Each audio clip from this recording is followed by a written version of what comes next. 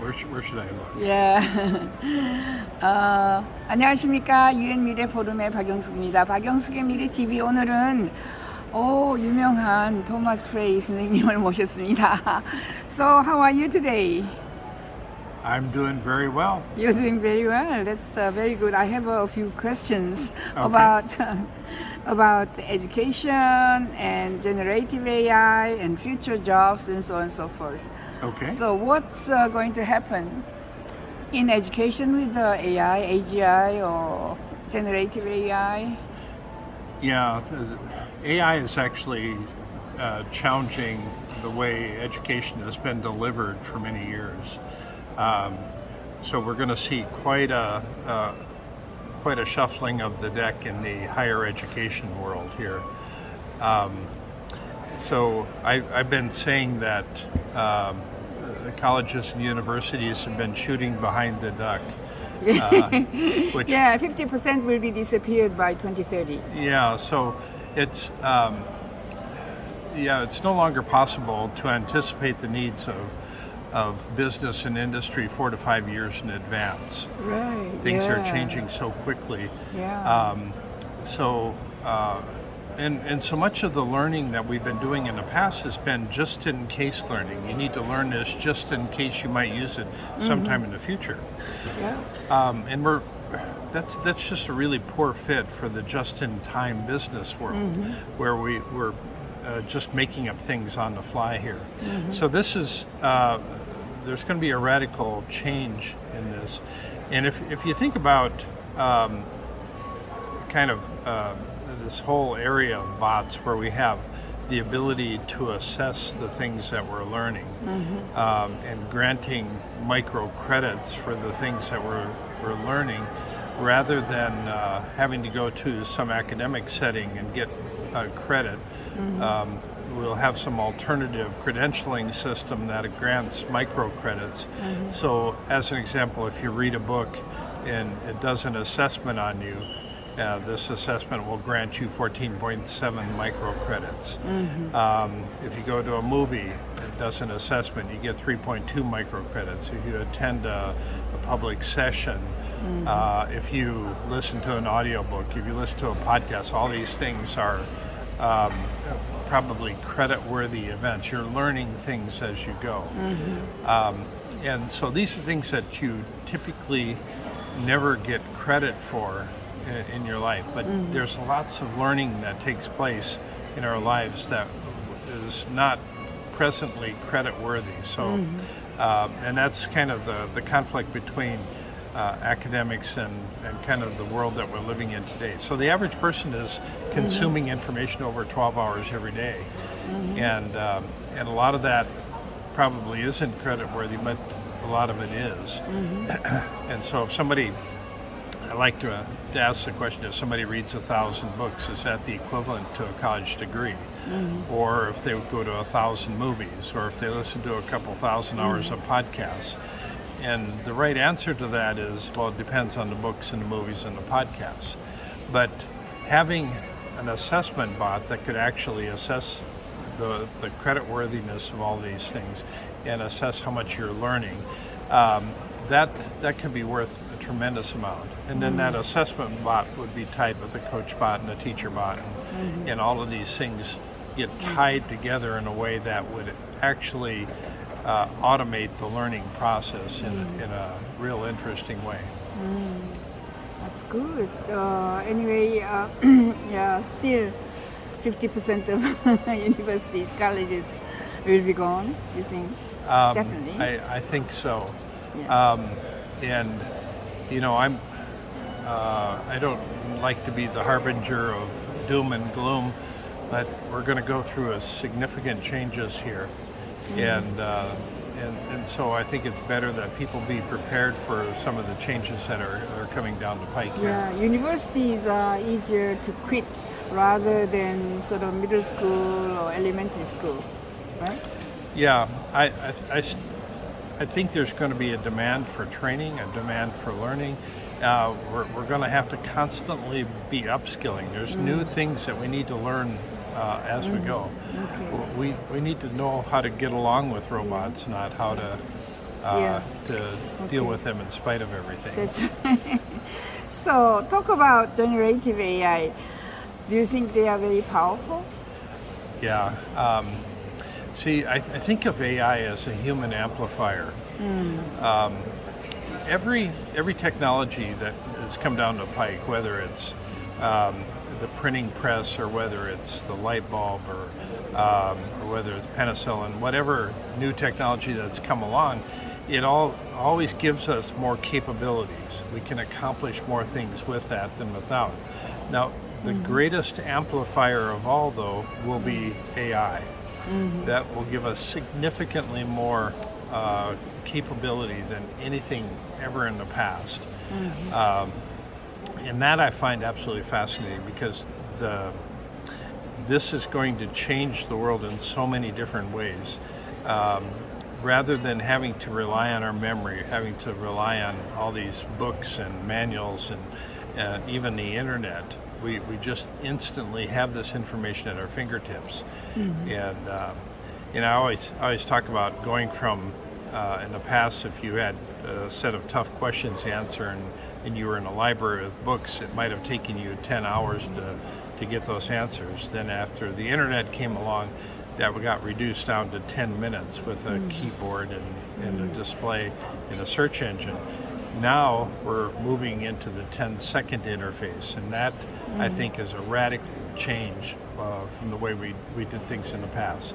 So this is now after we get to the 10-second interface, and we'll move towards the 10-millisecond interface. 10 milliseconds. Yeah, so that if somebody asks us a question, we could just think our way to an answer, and that I think is where lots of opportunity comes into play.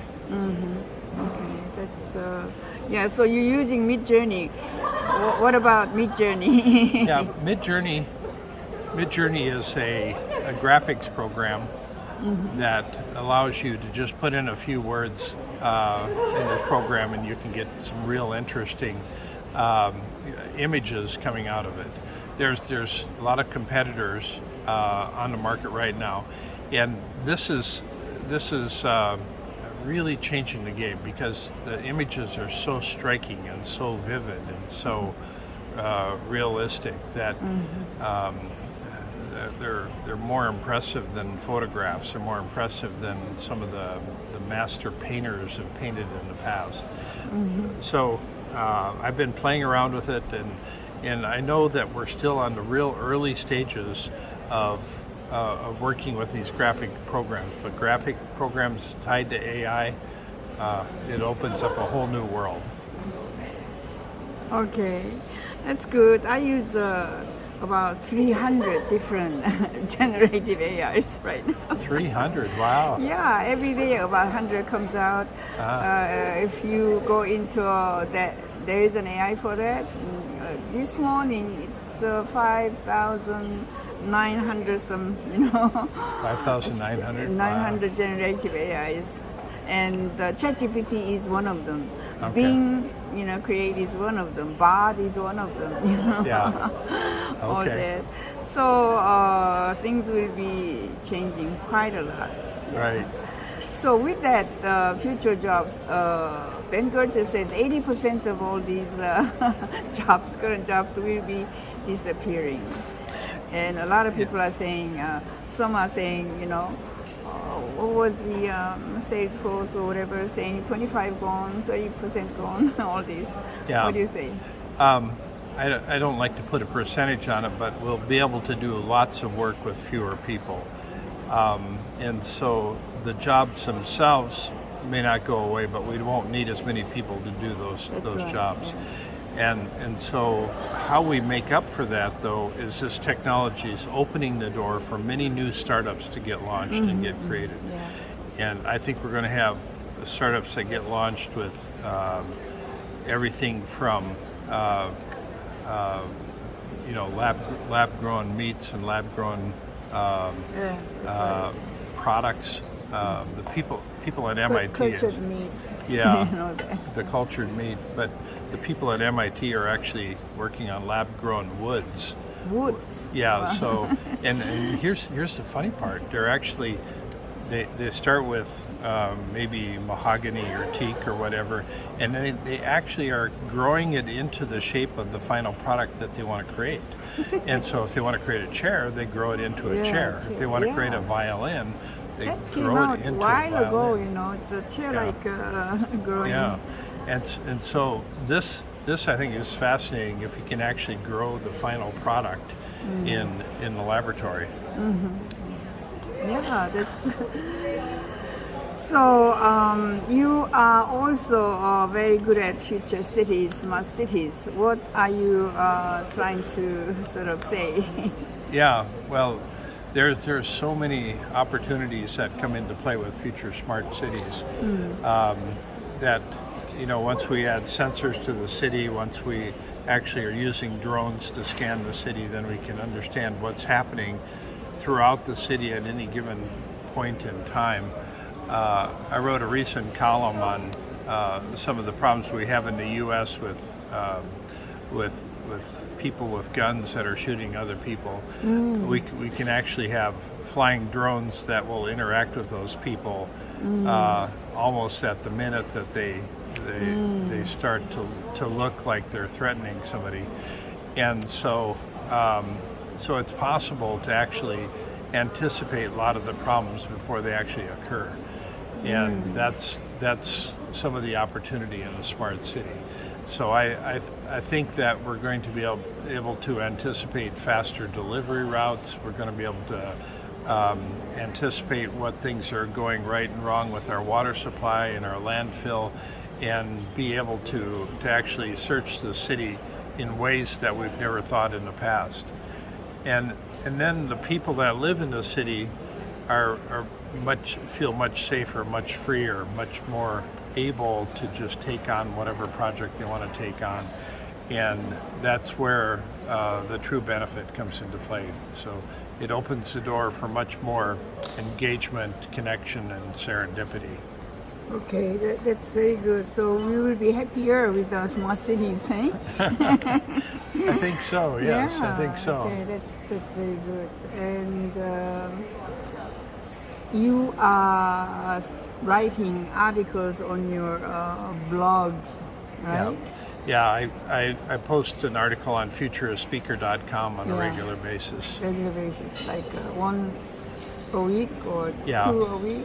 One a week usually. One a week usually, yeah. I print it in my AInet all the time. As well as the Impact Lab. How many articles do you sort of create? On the Impact Lab, we're just doing three or four a day. 3-4 a day. Who is doing? Yeah, Are you doing, or your secretary? Yeah, I find the topics, and I have one of our people help me with that. We get it posted. Yeah. But we're focusing on the things that constitute trends, things that That's right. Yeah. that are That's changing why in the I world. read and copy your articles.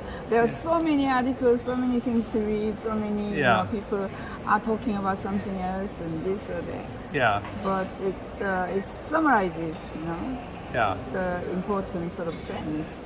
Right. So I get asked a lot, how do I know what to pay attention to? Because there's so many things changing in the world, and I see all these reports and all of these things coming out of research labs and corporations and colleges, universities, and I look at these things and I say, wow, this just changes everything. And then nothing happens. In fact, nothing happens most of the time. Me too. Same thing for the last 30 years. Yeah. Wow. So the reason nothing happens is because it's really hard to take this emerging technology, this thing coming out of the laboratory, and marry it up with a durable entrepreneur that can actually bring it to the marketplace. That's a very difficult task, a very difficult transition. So I always look for what's getting traction, where's the smart money going, what things are really gaining momentum, and that's what I focus on. And so that's different than what I used to do 10 years ago. But I've decided. Yeah, 10 years ago, what were you doing? What's the difference? Well, I used to look at things that really just caught my attention. And it's easy to fall in love with some new technology or some new breakthrough, but if it doesn't go anywhere, that's not helpful. Yeah. Your recent article on was Richard and his wife having an affair with your best friend, and AIs can stop them, or AI can give you a hard time. Right, or, right. Or Richard or some. Yeah, well, the thing we need to understand is that the biggest danger with AI right now is actually putting it in the hands of a devious person. Right. So having AI in the hands of some devious person will make it very, very dangerous. I'm not worried about artificial general intelligence. I'm not worried about it becoming the Terminator, taking over the world, or any of that. I am worried about an evil person using it to do evil things. Yeah. How can we stop it? Well, the fix for bad AI is just better AI. That's We need to get smarter at using AI to kind of defeat the evil intent of other people. So we will make AI to defeat all these bad AIs or bad people. That I think is the right approach. But I mean that glosses over all the details. That there's the devil's in the details always. That's right. So you're visiting this time for what sort of event? And can you tell us I came how many times you are coming back well, this year? At least one, maybe two times. And I love coming to Korea. I just find this to be a country where so much action is happening, so many things are taking place, and lots of energy and very bright people here. Very determined to make things happen. That's not always the case in the U.S. So and I think there's lots of innovation that's seeping out of the woodwork here, and that I think you need to create a better startup culture here.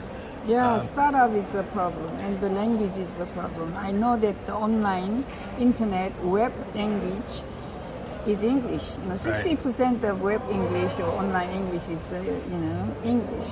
Right. Language is English. Right. Koreans not included. That's interesting. Chinese. Right.